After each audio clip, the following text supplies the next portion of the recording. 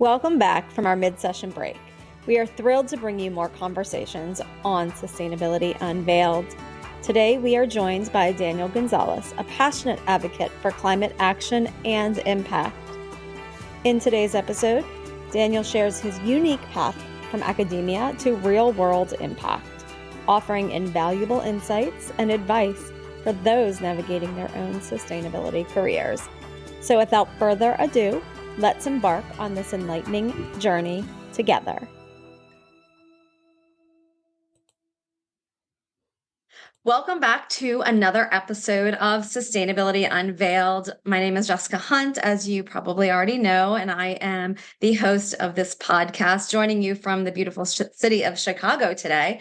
I am so pleased to have our next guest with us, Daniel Gonzalez. He is going to be joining us, and we have a wonderful conversation. And before I really get into questions, I want to welcome you, Daniel, and I want to just give you a chance to tell us a little bit about your background.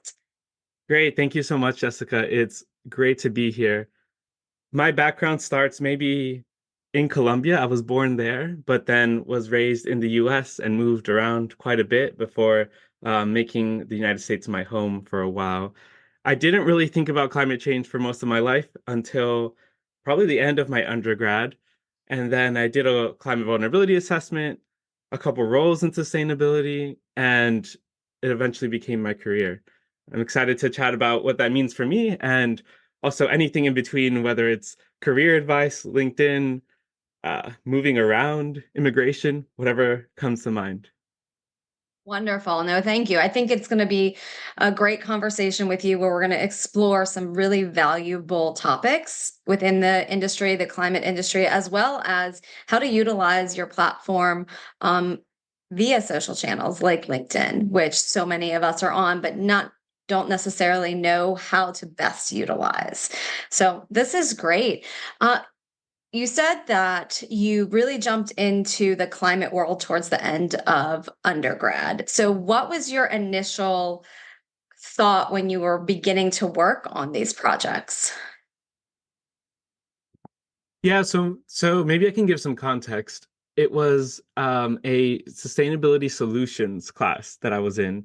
And basically, the city of Easton, where my college was located, I went to Lafayette College, and they were looking to create a vulnerability assessment, climate vulnerability assessment for the first time. This was partially in response to just no federal climate action happening.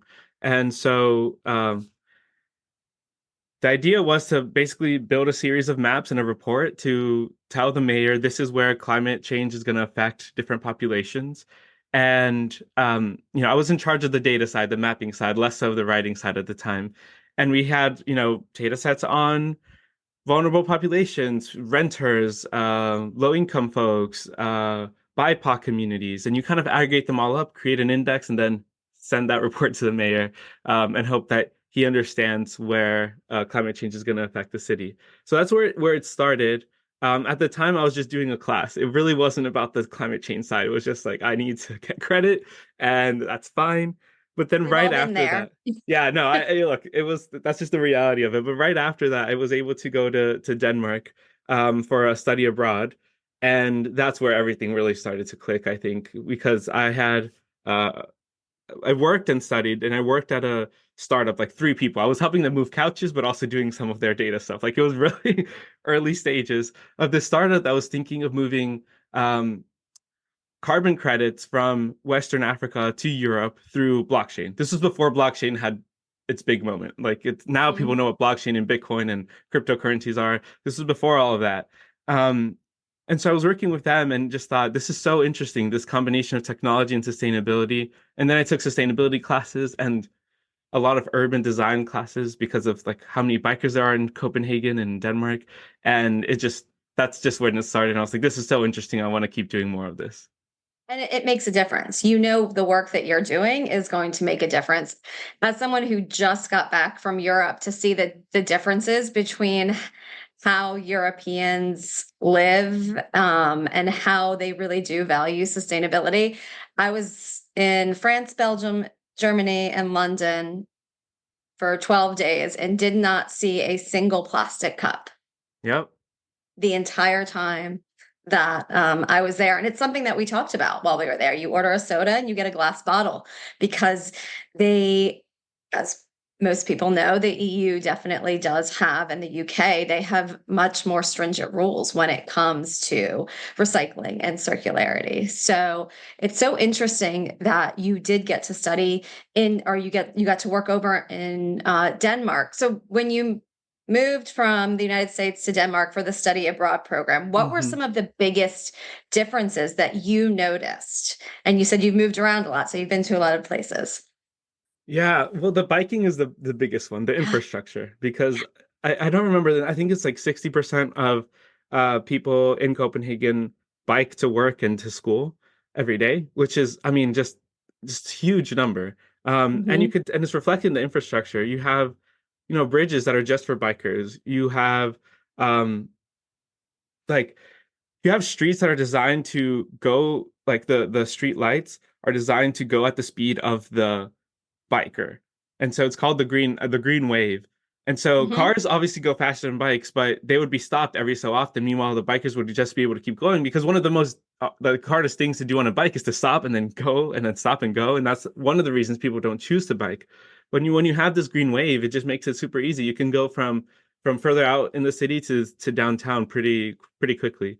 So on the biking side, that's some things, but I mean, they have some infrastructure projects that are like that now New York and other places are trying to follow. But this was like almost a decade ago that they had already built these underground like adaptation containers, and like their parking situations are really different the way you think about cars. But one thing to note too that I was surprised about is that not everyone in Denmark is doing it because of the sustainability. Like some people definitely are, and some people are very attuned to the climate change problem. But basically, I've heard so many conversations where I ask people why are they biking, and they say it's faster to bike than to use my car. And that's it. That's like end of story. There's nothing more. It's Mhm. healthier too, is what people would say, and you get more connection to nature. Um, anyways, I can go on and on about Denmark, I but know. This could turn into like a 2 hour discussion if we keep talking, if we go if we go down this path. Okay, so you didn't go to school for sustainability. right. So what did you go to school for? Yeah, so my undergrad was in international affairs and engineering studies. So I got a lot of the humanities and the more technical engineering degree, and just a passion for combining both, honestly. But I am in school now, to be clear. I am doing my Yeah. master's degree at Yale School of the Environment. It's a degree in environmental management, which takes many forms depending on which student you ask. But for me, it's mostly on the business, corporate sustainability side and some climate tech. Yes, I know you one day you aspire to be a chief sustainability officer, and I have no doubt that you are on the right path to get there. Yeah. So I appreciate it that. That's a lifelong goal. We'll see when we get there. well, you're definitely doing things right now to help you in that career path. So, what big challenges do you think that you have faced that you could give advice to people who maybe have grown up in a lower um, income country or environment and not don't necessarily have the structures in place to get them necessarily where they want to go? So I'd love to, explore some of these challenges. Yeah, so when I think of challenges, there's different buckets because sometimes we leave sustainability challenges as just sustainability and not over like kind of encompassing the rest of our lives. So yeah, sustainability can be a career and a job. Um, but our jobs are tied to what we're doing on our day to day, and our day to day is not just work. It's also how do we deal with external problems, whether that's relationships, or whether that's for me like immigration and visa issues, or money issues, or I mean the list is pretty endless. And so the buckets are, I guess, sustainability as a career path, and for me, some of the immigration, low income stuff, and then also I guess the countries and where you're residing side. So for sustainability, the reality is, um, there are not as much entry level roles in sustainability as like mid or senior level roles currently. And so when you're trying to break into sustainability, like I did a few years ago, um, you kind of have to come up with creative ways to do so. Obviously, if you send in your resume, ideally everyone looks at a resume, but recruiters spend, I mean, not too long looking at resumes, truly, because they get hundreds and hundreds of applications. And if they can get someone recommended by someone else who they've worked with before, who the candidate has worked with before, it's just an easier way forward than to just submit a resume online. But I think for sustainability, some of the challenges include defining what you want to do.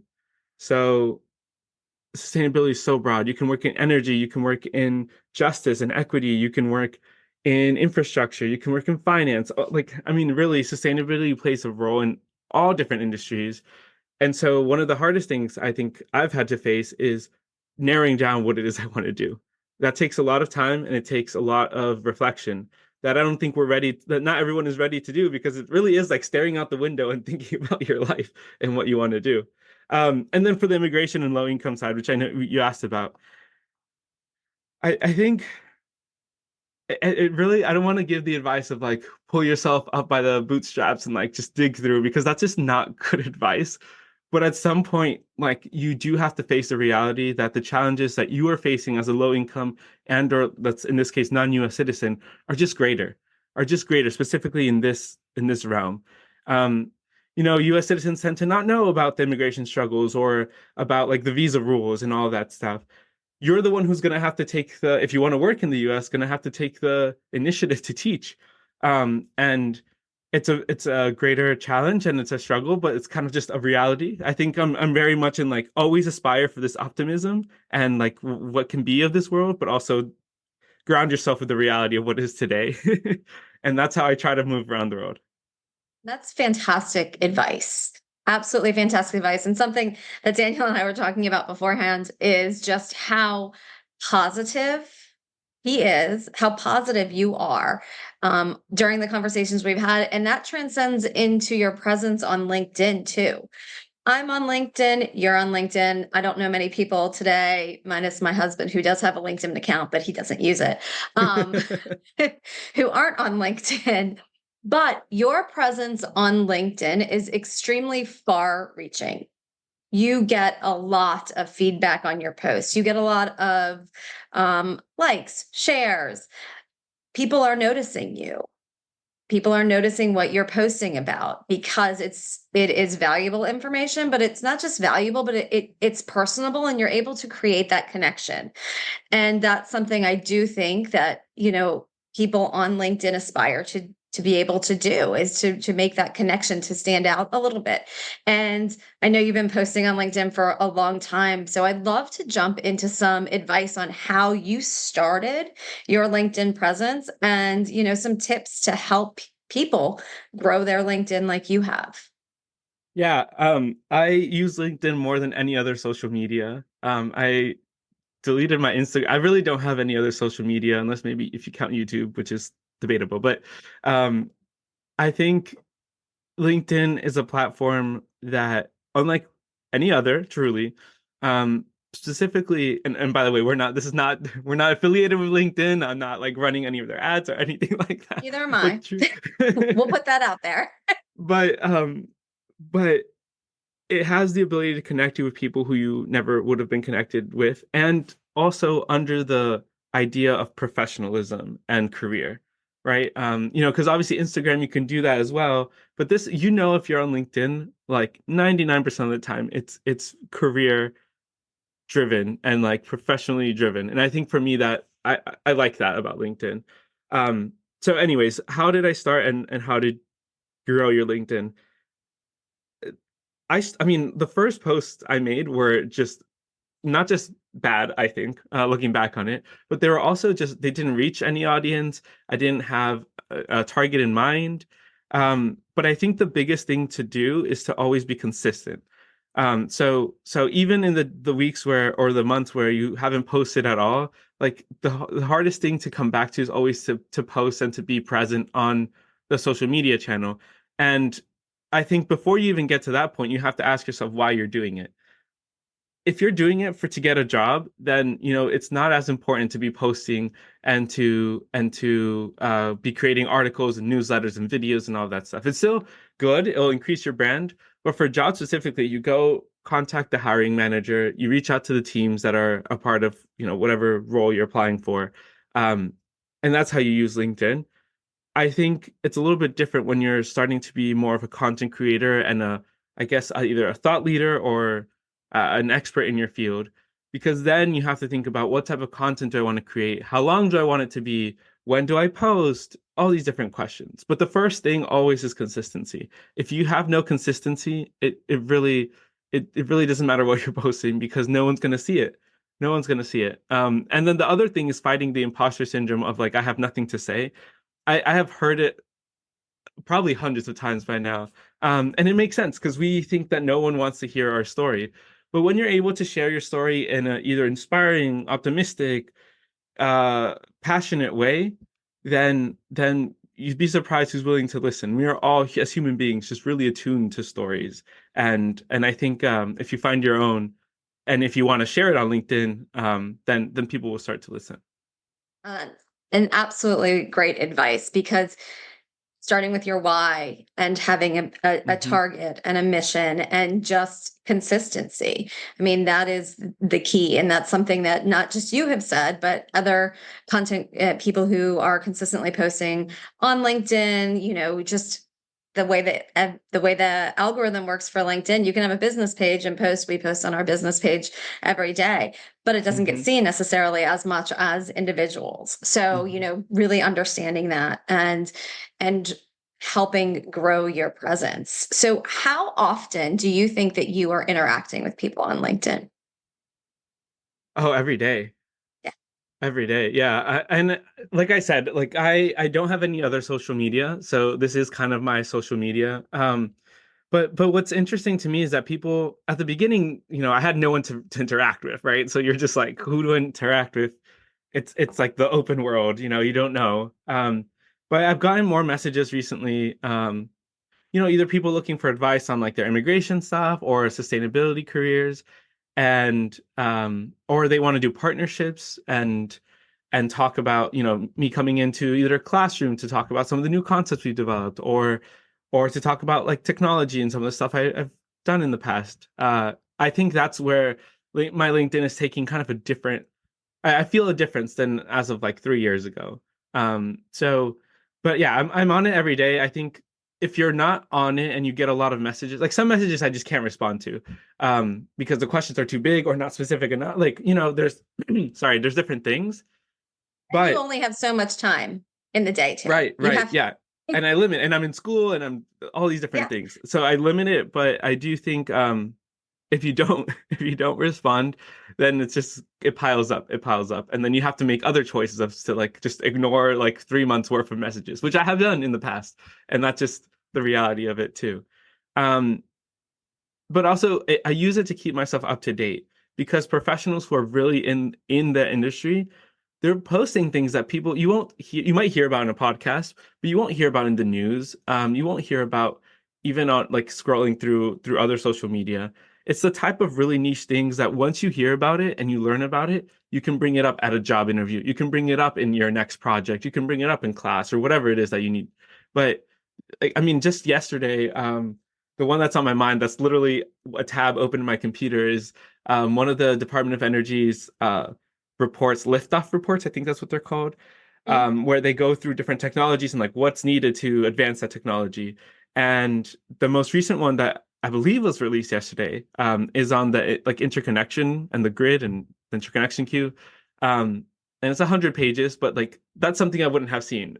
Like yeah. you're just not aware of it. But if you're connected with the right people that share this type of information, then you can kind of start to consume some of that stuff. And hopefully, if you're creating content on LinkedIn, you're also a person who's sharing those things too. Um, Yes. Very much so. And I know for me personally, LinkedIn has been a great source for mentorship opportunities too. Just for me to look for advice from people, as well as for people to, as you said, to contact you. So it's about building those relationships and connections, especially in today's world. Connections are very important. Being able to, work with a mentor, as well as, you know, take yourself a little bit out of the box and and, push yourself in maybe a direction that you wouldn't have unless you were exposed to something that you did see, for example, on LinkedIn. And I know we could talk about LinkedIn forever and ever, but I really want to get into a little bit more about what you are doing at Yale, what you've done at Yale, Yeah, what your plans are post graduation. Now that I did read on LinkedIn that you did receive your permit so you can work in the United States now, which I'm sure yeah, was a lot of work to get to. yeah, yeah, yeah. So I started grad school for a couple of reasons. One is because honestly my visa was running out and I needed a way to stay in the US. Which I mean, looking back on it, is probably not the biggest. Like, I wouldn't advise that. Like, we live and we learn and we grow. But I do think that was one reason. A second reason was I needed more education on the business side of sustainability, and so I think 70% of my classes, 60 or 70%, have been in the School of Management, have been in the School of Business, and not in the School of the Environment. Um, and so I mean, you take accounting, but you also take like you talk about private equity and venture capital and all these terms that like 6 years ago I would have been like so scared to even think about. And now I can talk about, IRR, return on investment, all these different concepts that you just need to know if you want to make a pitch in the business world. And to be clear, there are other people in the School of the Environment that do other types of work that are not business. So you have the foresters. Yale School of the Environment used to be called Yale School of Forestry. So there's a lot of forest people. And like they're out in the forest, like doing prescribed burns and like measuring carbon and all these different things. And you have the conservationist ecosystem people, justice. There's a lot of different categories and specializations. But what I'm doing there is focusing on corporate sustainability. I graduated in May. So you know, the big question is, what am I doing next? It's really interesting because when you're helping others with their careers, it's a lot easier to help them navigate. But then when you have to do that self-reflection, and for me, I've done some of that self-reflection. I think there's a couple of things I know to be true. One is, just as most people in the environmental field, you want to have impact. To be clear, impact and passion does not get you a job. That is like step one. That is probably step zero. Um, Yeah. I like the so step so zero. Yes. so that's not enough of a definition to be like, okay, now what am I going to do? What am I going to do? But I do think I enjoy kind of building the strategy and the business model for sustainability. Right now, I'm leaning more towards the energy side and the tech side. But longer term, it could be on the manufacturing and just other industries as well. Um, and I'm on the job search, which is like crazy because you're helping for the last 4 or 5 years. I've been helping people with the job search and being like, this is what you have to do for your resume. This is how you, and now I'm like doing the actual advice that I've been giving people. And it's gone well. I will say when you're in grad school, like your mind is divided by 70 different things. And so like 50% of my life right now is finishing my degree. Like 40% is on this green card application that I'm doing and then like 10% on the job search. So it's just the reality of life that you have competing interests. And I've mentally decided to prioritize that way. Um, but the other question too, and the last thing I'll say here is I also think Europe is a place that might be that might hold part of my future, at least while this green card process is going through. It's just there's so much that's going on over there that I think from a professional standpoint, just having some exposure to Europe and the regulations there and how people are thinking about sustainability there, and maybe even potentially bringing it back to the US or Colombia might be the way forward. I love that. Yeah, I love the concepts of the 20-minute cities that some European Hmm. countries have. We've done some coverage on that, and it's such a wonderful concept for various reasons. And I think that, your passion for this can transcend wherever you go. But if you were to go back to Colombia, what do you think you want to accomplish there? Yeah, I do think like decades from now, I will be back. It feels like it feels a bit far away for a couple reasons. One is just like money wise, right? You go to school, you have loans, you have to pay off your loans, you have like certain financial goals that I want to hit for my life. Um, that you don't have the same salary. Obviously, cost of living in Colombia is lower, but you don't have the same salary that you would find in Europe or the US. So that's again me being grounded in realism while still being optimistic. Um, but if I were to go back, I mean, Colombia, has so much potential in a couple areas. One is definitely carbon credits and carbon markets, carbon removals. It's giving access to capital that otherwise would not have existed for countries like Colombia. Um, and so they're working very hard on an emission trading scheme, on a way of basically creating, yeah, financial mechanisms for conservation, for nature, because Colombia has so much so much nature and also biodiversity. So it's in their best interest as a country to be able to find mechanisms for people to pay for this stuff. So that's one area. The second area too is I think renewable energy. So their grid is about 80% renewable throughout the year, mostly from hydro, some very small amounts of solar and wind. Um, but it's mostly from hydro, yet the Colombian government is building right now. I mean, this was a couple months ago, but just released permits for some wind projects on the northern part of Colombia and La Guajira, which has, I mean, insane wind potential, offshore wind potential, and then solar as well. So that's another part. I think the biggest issue right now, and by the way, you have a president right now who's very much probably the most environmental president of the In last the history. entire history of Colombia. There's a whole complicated thing there because he was an ex-guerrilla member. That I mean, there's a huge thing that we're not going to get into because that takes like 10 hours to explain. But I will say all those pieces together leave Colombia in this very, very interesting space where they have a lot of potential, but it's like really trying to capitalize on that potential. And they're hosting COP, the Biodiversity Summit, in October, I believe, Mhm. in Cali. The one thing that I still need an answer to when I think about Colombia's future in the environmental movement is oil exports. Colombia receives a lot of money from exports. And that money goes into things like education and science and museums and all these different things. Um, and there needs to be an alternative to the selling of oil, because it's not used internally. It's really sold to other countries. And I don't know what it is, and I think there's still a lot of open questions there of how to change the oil exports, the money that comes from oil exports, into something more sustainable. And that country's not alone. They're not the only country Yeah. Oh, yeah. I mean, country yeah. country in that boat. Well, I know we could keep having this conversation go on and on and on, but I want to kind of wrap up with you giving advice to the next Hmm. generation of individuals who maybe they are in school for sustainability, maybe they are not. And, just to put it out there, it is okay to change careers. It is okay to change your path, no matter what stage you are in. That was me. I was a teacher for 10 and a half years, and now I'm a business owner. So things change, and that's okay. Yeah. I mean, I talk to people. By the way, I host these. One thing I wanted to say is I host these climate career chats every week, and people go in and talk about careers and transitioning into climate and all those different. And I mean, we talk about eco anxiety. We've talked about resumes. We talked about all sorts of things. And there's been entry level straight from undergrad. There's been some high schoolers. There's been some vice presidents of banks. Like it really is such a wide range of people. And you just get together to I need talk to attend that. I about it. would love to Please. to Oh sit yeah. in. Yeah, Yes. please do. Please do. I'll send you a link. But yeah, I think that's really shaped the way I picture the environmental movement because I realized it's not one type of person. There's hundreds of thousands of us who are ready to do the work, and I think it's really just mobilizing that energy.